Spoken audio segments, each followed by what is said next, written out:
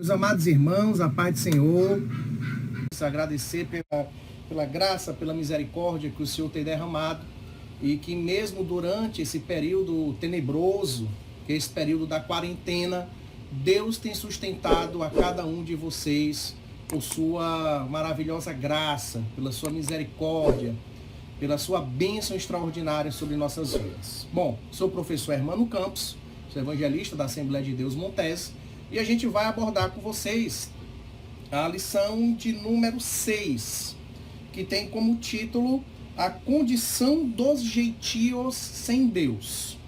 A nossa leitura bíblica, nosso textuário, diz assim: portanto, lembrai-vos de que vós, noutro tempo, éreis gentios na carne e chamados incircuncisão, pelos que na carne se chamam circuncisão, feita pela mão dos homens. Efésios 2:11 vai apontar essa nossa pré-condição, a nossa situação antes de conhecermos a Deus, antes de termos contato com Deus, antes de nos achegarmos à presença do Senhor, nosso Deus.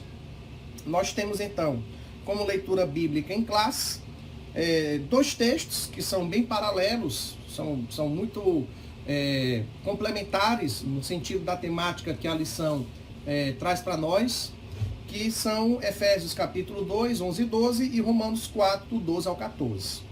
Efésios 2 diz assim: portanto, lembrai-vos de que vós, no outro tempo, ereis gentios na carne e chamados incircuncisão, pelos que na carne se chamavam circuncisão, feita pela mão dos homens, que naquele tempo estáveis sem Cristo, separados da comunidade de Israel, estranhos aos concertos da promessa, não tendo esperança e sem Deus no mundo.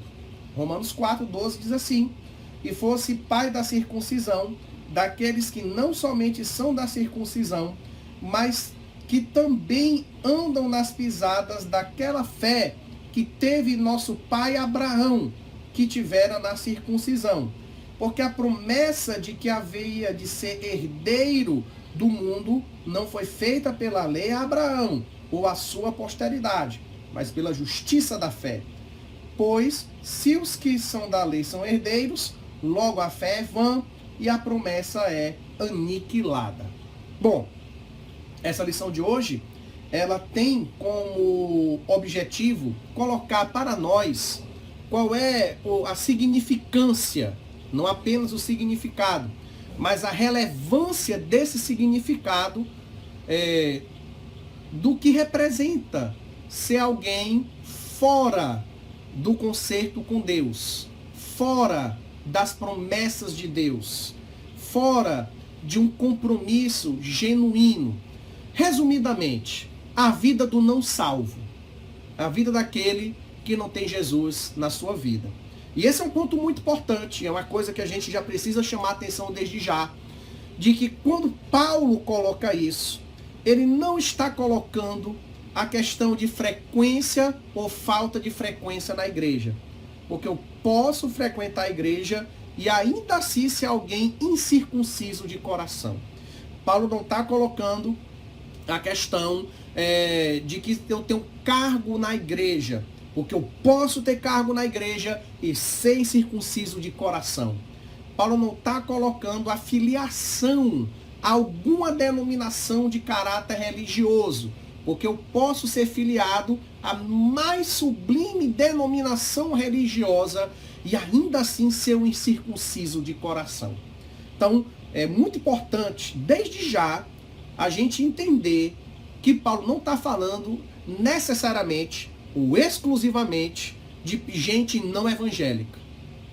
Talvez no nosso meio evangélico possa ter gente muito mais ímpia, gente muito mais desconcertada do que lá fora. Isso é uma coisa muito importante que nós precisamos falar e chamar a atenção. Porém, Paulo, ele está reportando ao modelo ideal de cristão, que é aquele que de fato vivia apartado da palavra de Deus, apartado das promessas de Deus, apartado do que Deus tinha para a sua vida, encontrou Cristo e agora anda nas suas pisadas, para usar a expressão do apóstolo Pedro. Então, é nesse sentido que Paulo está colocando. Mas eu preciso já fazer desde já esse alerta para que a gente não venha necessariamente vincular uma coisa à outra. Pode ter muito mais gente, aliás, tem muita gente desviada da palavra de Deus e que frequenta a igreja, que participa formalmente de uma igreja, tá? Nunca esqueça isso. Ser crente não é suficiente, é necessário ser cristão, é necessário ser fiel, é necessário viver a palavra de Deus como ela é, e não apenas ostentar. Tem aquela velha crítica lá, velha, diga assim, que já falei várias vezes, do Paul Washer. Vivemos o cristianismo de camisetas. Vivemos o cristianismo de frases feitas em redes sociais. Isso não é ser cristão. Isso não é viver a fé. Militância digital evangélica não é o evangelho de Cristo. Esse é um ponto muito importante que a gente precisa ter em mente. Então, a nossa fé de fato ela é manifestada nas nossas atitudes, no nosso compromisso com a genuína palavra de Deus e, sobretudo, com a vida santa. E sem viver uma vida dupla de hipocrisia ou de mentira, tentando ostentar algo que não é. E como já dizia o próprio apóstolo Paulo, Deus conhece os que são seus. E quem quer seguir a Cristo, que aparte-se da idolatria. Então, isso é um ponto importantíssimo. Bom, a gente já entrando no ponto de número 1, vamos observar que o apóstolo Paulo, ele coloca que aqueles que estão fora de Cristo, existe uma divisão profunda, uma divisão contundente entre aqueles que são circuncisos e aqueles que são incircuncisos. Entre aqueles que seguem a lei de Moisés e aqueles que não seguem a lei de Moisés. Entre aqueles que se auto-intitulam judeus e aqueles que são chamados pelos judeus de gentios. Então, existe aí uma diferença significativa, uma diferença muito importante. E o apóstolo Paulo coloca isso aqui de maneira muito clara. Ele coloca para nós assim, na era antes de Cristo, além de mortos espiritualmente, os gentios eram desprezados pelos judeus, identificados como incircuncisos. E aí ele coloca já no subponto 1, o conceito de circuncisão. Ele diz, circuncisão é a remoção cirúrgica do prepúcio do órgão sexual masculino. O prepúcio das crianças pequenas geralmente é grande, cobre todo o órgão sexual da criancinha. Então, era prescrito na lei o sinal externo de quem pertencia ao povo da aliança com Deus. Então, essa cirurgia, esse corte de parte do prepúcio nos homens, era o sinal de que eles estavam em uma aliança com Deus. Eles tinham uma aliança com Yahvé. E é interessante que na atualidade não apenas os judeus ortodoxos praticam a circuncisão, como também algumas tribos árabes praticam a circuncisão, e até algumas de religiões pagãs também têm esse rito como prática. Então, tecnicamente não são judeus, mas ao pé da letra também não são incircuncisos, né? Então, de fato, era isso que acontecia. Hermano, por quê? Por que essa remoção do prepúcio? Por que Deus escolheu isso como símbolo? Por duas razões, e porque a gente pode levantar várias, na verdade, não é? Mas eu vou levantar aqui duas para instigar você a pensar e a pesquisar sobre essa questão. Uma delas é porque o órgão sexual, ele representa a continuidade da descendência. Ou seja, naquela parte do corpo, que é a parte reprodutora, literalmente, a parte que faz menino, é naquela parte que Deus queria que as pessoas lembrassem da sua aliança com Ele. Que a cada filho que eles fizessem, a cada criança que fosse gerada, a partir da relação sexual, eles ali estavam em aliança com Deus. E a gente tem que lembrar que a descendência de Deus com a aliança de Deus com Abraão não foi uma aliança meramente espiritual. Ela era uma aliança, de certo modo, sexual. Ou seja, tu e teus descendentes. Esses descendentes eram concebidos pelo sexo. Então, nesse sentido, há um conteúdo sexual nessa aliança. A cada vez que você tiver relações sexuais, a cada vez que você tiver filhos, a cada vez que sua mulher engravidar, lembre-se, você é minha descendência. Você tem uma aliança comigo. A sua descendência não pode se desviar. A sua descendência não se pode perder. A sua descendência não pode esquecer da aliança que fez comigo. Então, a gente pode interpretar que a circuncisão, como cirurgia no órgão sexual, tem a ver com essa ideia de lembrar da descendência, lembrar dos filhos. A gente ainda poderia apontar também que a circuncisão foi feita dessa maneira como uma forma de facilitar a procriação daquela descendência. Sabe-se que existe aquela doença chamada fimose, que é a inflamação do prepúcio, que geralmente essa inflamação do prepúcio ela vai gerar muita dificuldade na relação sexual e na prática acaba até impedindo a pessoa de ter filhos. Então existia ali também um aspecto prático na circuncisão. Era a maneira de facilitar a geração de descendentes. E fala-se, alguns estudos clínicos apontam, não é uma certeza absoluta, mas alguns estudos clínicos apontam que homens circuncidados, eles têm maior facilidade de engravidar as mulheres, tem maior facilidade de fertilização e uma menor incidência de doenças venéreas e de doenças sexualmente transmissíveis. Então, de fato, é uma vantagem estratégica ali para quem é circuncidado diante de quem não é circuncidado. Então, eles teriam ali uma certa vantagem. Então, a gente pode apontar essas duas razões. Claro que pode se apontar várias outras. Tem gente que viaja longe aí quando aborda essa questão da circuncisão, das suas motivações, da sua essência e tudo mais. Porém, apontando de maneira mais clara possível, a gente pode apontar esses dois aspectos. Tem outra coisa também que levanta muita confusão, que é assim: os homens têm no sinal a circuncisão, e as mulheres? Bom, aí tem dois pontos também que se tem que chamar a atenção. Primeiro de tudo, as mulheres não receberam nenhum sinal externo da aliança, porque se entendia que era uma sociedade patriarcal e patrilinear. Por que sociedade patriarcal? Porque não é sociedade machista. As pessoas misturam muito, é um erro de compreensão terrível. Uma sociedade patriarcal não é a mesma coisa de uma sociedade machista. A sociedade patriarcal é aquela sociedade que o homem é o guardião e protetor da sociedade, em que o homem deve tomar o primeiro lugar, a iniciativa, o cuidado e a preponderância nas questões políticas, sociais, econômicas e familiares. Mas que ele tem o dever de proteger e de cuidar da sua prole. Então, patriarcalismo, ele pressupõe responsabilidades ao homem.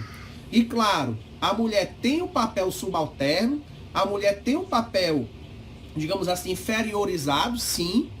Ela não tem um papel de igualdade com a dominância com o homem, mas cabe ao homem protegê-la, cuidá-la e, em alguns contextos, até ouvi-la nas suas necessidades. Isso é patriarcalismo. Machismo é outra coisa. Machismo é o fato de que, de fato, assim, de que a mulher ela deve ser uma sola no pé do homem. De que o homem tem que dominar a mulher, de que a mulher tem que ser anulada. É uma anulação da mulher. O patriarcalismo jamais propôs anulação da mulher. Propôs que cada membro da família tem um papel pré-definido. E que, inegavelmente, a mulher tem um papel inferiorizado. Mas não é uma ideia de humilhação. É uma ideia de que cada um tem um papel. Já no machismo, não. A ideia é de anular a mulher. Tratar a mulher apenas como uma matriz reprodutora no máximo.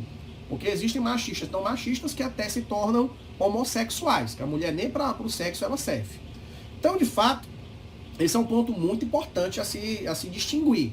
Há uma distinção entre patriarcalismo e e machismo. E o machismo é um movimento moderno do século XX. O patriarcalismo está aí há 10 mil anos de história, ok? Então, a sociedade judaica era a sociedade patriarcal. O homem era a figura preponderante. O pai de família, o pai não era o homem em geral, não era o masculino em geral, e sim o pai de família que era essa figura preponderante. Já no machismo, qualquer sexo masculino deve anular o sexo feminino. A guerra dos sexos, né? E também patrilinear. As descendências, as heranças, o dinheiro, os bens, a abertura de negócios, a adoração, tudo era liderado pelos homens. Então, a descendência, ela levava o nome do pai, levava o nome dos antepassados homens. Então, na sociedade patrilinear. Esse também é um ponto muito importante que a gente precisa ter em mente ao estudar a questão da circuncisão. Então, se o homem é essa figura preponderante e a descendência se passa pelo homem, para que circuncidar a mulher? E, na verdade, a mulher não existe nenhum órgão para circuncidar. Então, é por isso que era exclusivamente para os homens. Isso é o ponto 1. Ponto 2 é que algumas regiões da África, não apenas da África Islâmica, às vezes também em regiões pagãs da África, existe a chamada circuncisão feminina, ou infibulação. A circuncisão feminina é a remoção do clitóris da mulher quando ela começa a menstruar. Geralmente feita da maneira mais porca possível, com lâminas enferrujadas, muitas meninas morrem. Existe aí, se você for pesquisar no Google, a infibulação, você vai ver com a realidade cruel e terrível na vida das mulheres. Ao passo que a circuncisão não deixa um trauma, um machucado, uma sequela tão grande, porque é apenas remoção da pele do prepúcio. Já da mulher, a coisa é muito mais complicada e algumas mulheres até morrem e as que ficam vivas ficam sequeladas para sempre, porque elas perdem a possibilidade de ter o prazer sexual e eles acreditam que é a maneira que existe de circuncidar a mulher. Porém, é muito claro nas escrituras bíblicas que não existe infibulação. Isso não é recomendado de maneira alguma. Não está na Bíblia nada sobre isso. Isso é invenção dos homens para destruir as coitadas das mulheres, ok? Então esses são os dois pontos que nos chamam a atenção. Então, a circuncisão era esse sinal da aliança. Já ficou claro para todo mundo. Significado religioso, ponto 2 diz assim, 1.2, seu significado religioso apontava para a santificação. Como a corrupção e as práticas idólatras estavam fortemente relacionadas com a sexualidade depravada, a circuncisão simbolizava a aliança de purificação requerida ao povo escolhido. Então, esse é um ponto muito importante. Era o sinal de pureza espiritual. Era o sinal de que você estava no caminho certo, de que você estava na aliança certa, de que você estava no caminho certo, de que você estava seguindo o caminho correto. Então, daí a importância de nós entendermos o que era a circuncisão, ok? Bom, porém, o ponto 3 é que talvez seja o mais importante.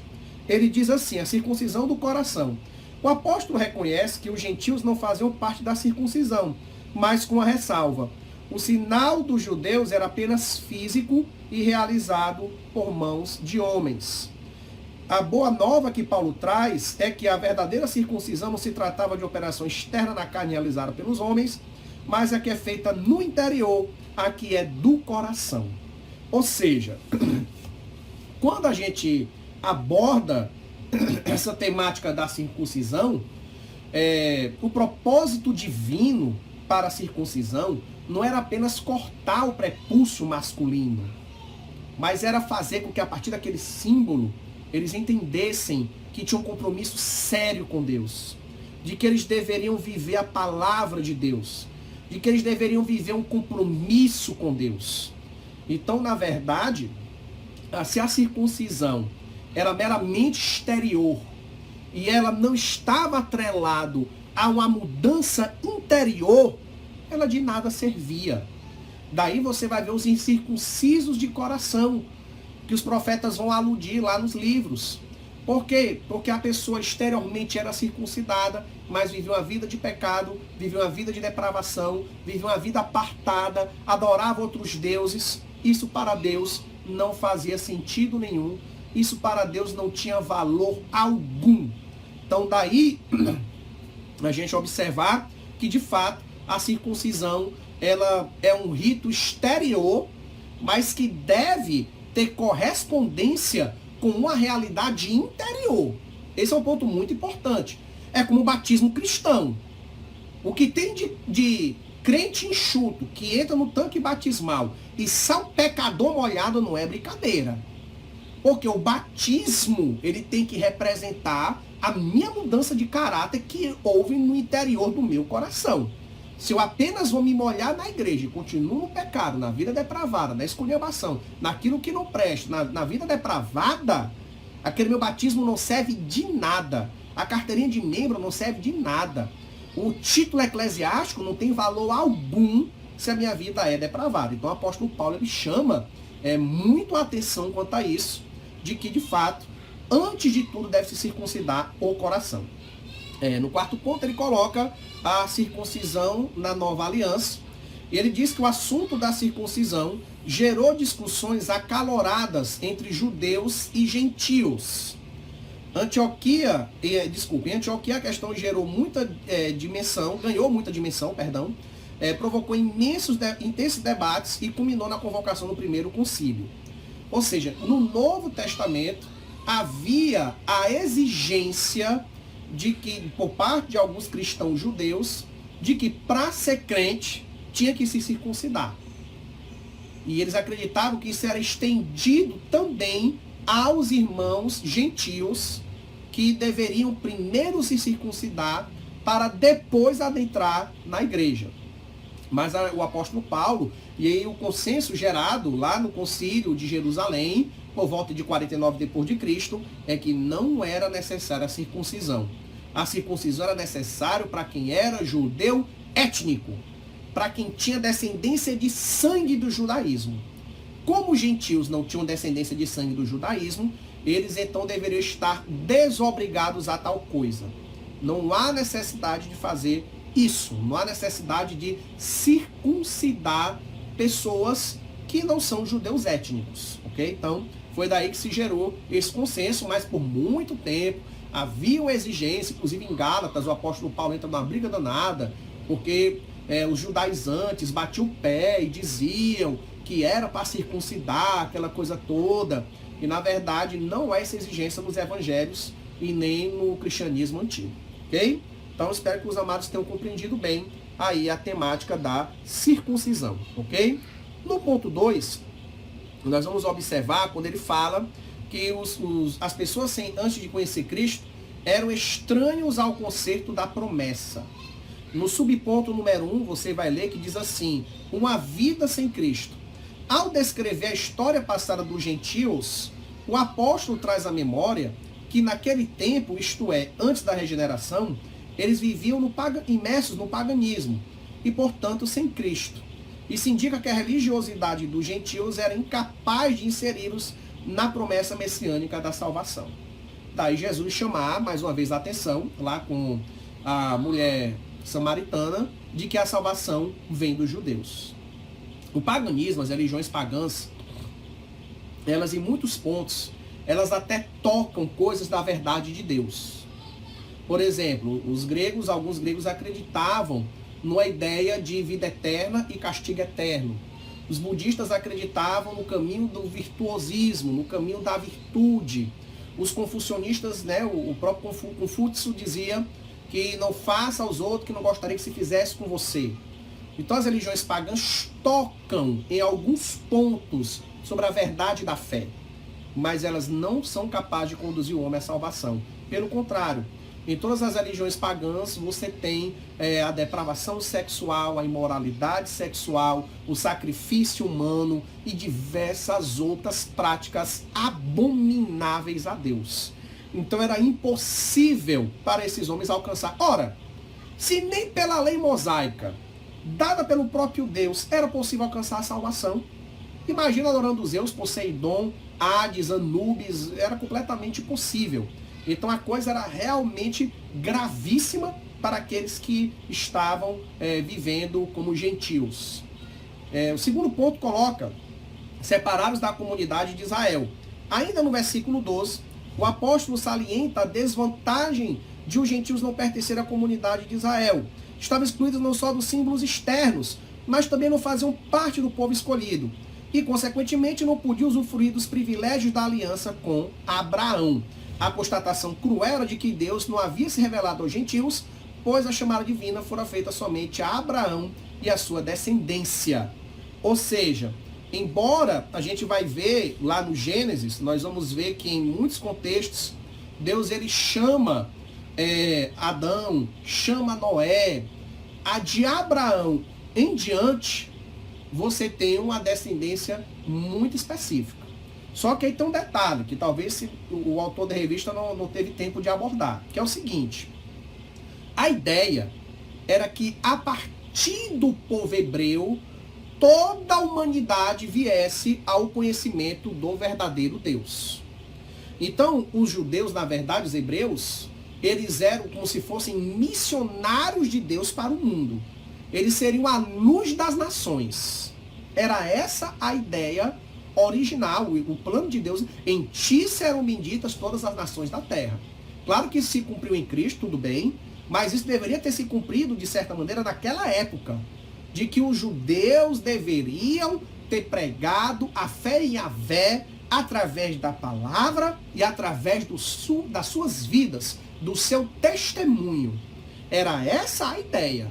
Porém, os judeus não apenas deixaram de pregar aos gentios o verdadeiro Deus, como eles também se arrogaram como os únicos merecedores da salvação, como ainda ritualizaram a fé. E mais adiante, qual é o resultado de tudo isso?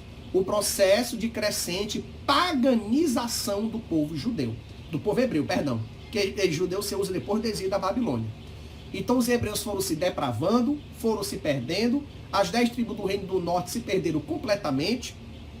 Você vê de maneira perdida e isolada algumas tribos por aí, até o moderno Estado de Israel procura essas tribos perdidas de Israel, que realmente se perderam completamente nas areias da história. A galera da tribo de Judá também paganizou-se muito, e apenas os judeus piedosos voltaram da Babilônia para reconstruir de fato o judaísmo. Então, eles têm essa ideia de arrogância, de se arrogar os únicos merecedores da salvação, em vez de levar de fato a mensagem de Yahvé a toda a terra. Porém, essa queda temporária dos judeus permitiu a ascensão da igreja na salvação em Cristo.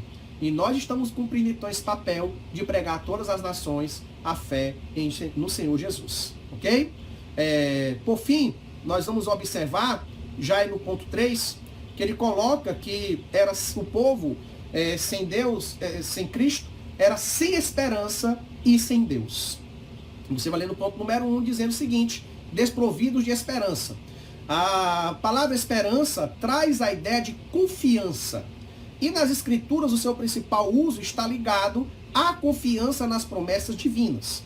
Podemos afirmar que os gentios eram desprovidos dessa esperança, por causa, em parte, da filosofia grega, que descartava a possibilidade de uma vida além do túmulo e, consequentemente, pudesse ser ditosa.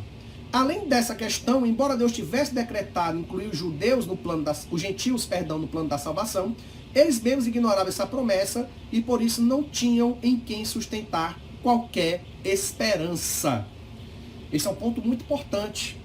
Quando a gente estuda as religiões pagãs antigas, elas eram desesperadoras. Você estuda, por exemplo, a própria religião grega, como aqui o autor da revista colocou muito bem, eles não acreditavam em vida eterna, no sentido que a Bíblia coloca, de que os bons vão para o céu e os maus vão para o inferno, digamos assim. Eles só acreditavam no Hades. E o Hades era o local para onde todo mundo ia. Só não ia para o Hades, ou no caso, ia para os Elíseos, que também estavam, de certa maneira, conectados ao Hades, os grandes heróis, os grandes vultos da história grega, um Aquiles da vida, um Hércules da vida. Esses grandes guerreiros que poderiam vislumbrar uma possibilidade de viver uma vida de bem-aventurança após a morte.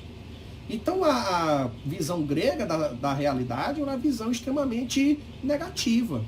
E negócio de vida após a morte, eles não acreditavam. A coisa era desesperadora, a coisa era desanimadora.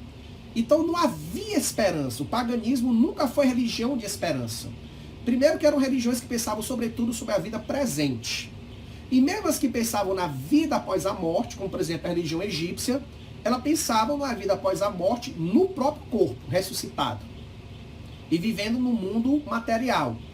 Então, de fato, não havia essa ideia de esperança. Era muito, muito fraca.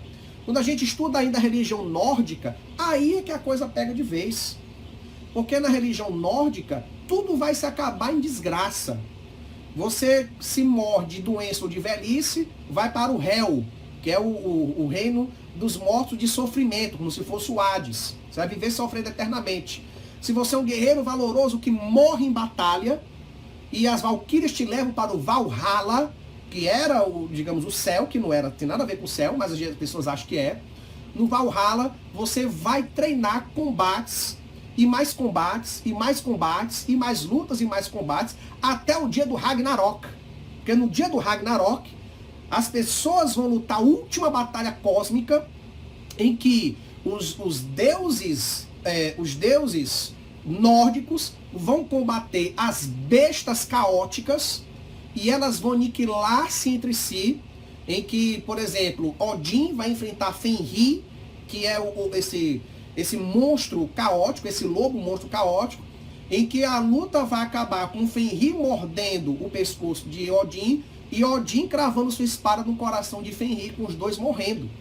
Em que Thor vai lutar contra a serpente gigante, em que a serpente gigante é morta pelo martelo de Thor, mas Thor morre pelo veneno da grande serpente.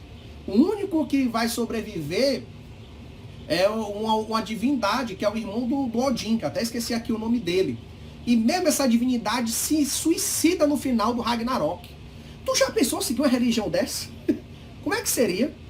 A desesperança, a angústia de coração, o que você sente, sabe, é terrível. Então, de fato, a visão das religiões pagãs era desesperançadora. Eu nem sei se existe essa palavra, acabei de inventar. Ela tirava a esperança das pessoas. Morreu, enterrou, acabou-se, vai embora. Por isso que as pessoas tentavam se eternizar ainda em vida. Elas queriam se eternizar ainda vivas com grandes feitos, para que os rapisodos e os contadores de sagas pudessem imortalizar.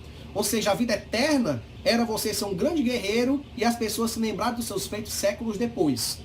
Por exemplo, na mitologia nórdica tem um grande Ragnar Lothbrok, que até virou tema daquela série Vikings, muito boa, inclusive, recomendo você assistir.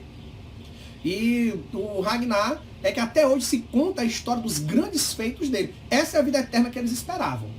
Era você ser imortalizado na memória, como por exemplo Aquiles, Ajax, Heitor, Hércules, né? Era essa a ideia. Mas jamais você morrer e a sua alma ir para o céu e viver a bênção com Deus. Não existia essa ideia. Então, de fato, era um desprovido de esperança. E daí você vai entender por que o evangelho foi tão bom para os gentios, principalmente para os gregos. Porque o evangelho trouxe esperança. Trouxe, olha, tu não vai para negócio de Hades não, e nem para Elísios não. Tu vai para o seio de Abraão. Tu vai estar ao lado de Cristo, vivendo a vida eterna, se alegrando no céu. Já pensou uma palavra dessa? Como ela é forte, como ela é poderosa? Como eu vinha dizendo para vocês, essa esperança, ela é muito poderosa. Ela é uma esperança muito forte. E ela é trazida para os corações daqueles amados irmãos. Então, de fato, é importante nós termos isso em mente. Nós entendemos que Cristo é esperança. E muito de nós, né? Se até a gente olhar para a nossa vida, muitos de nós fomos católicos romanos e tal, mas a gente nem pensava em Deus, nem pensava em céu, nem inferno. A gente não tinha esperança de nada. E Cristo nos chama para receber essa esperança maravilhosa. Sem Deus no mundo. A expressão sem Deus não significa que os gentios não serviam ou não acreditavam na divindade. Ao contrário, eram politeístas e idólatras, pois acreditavam e adoravam muitos deuses.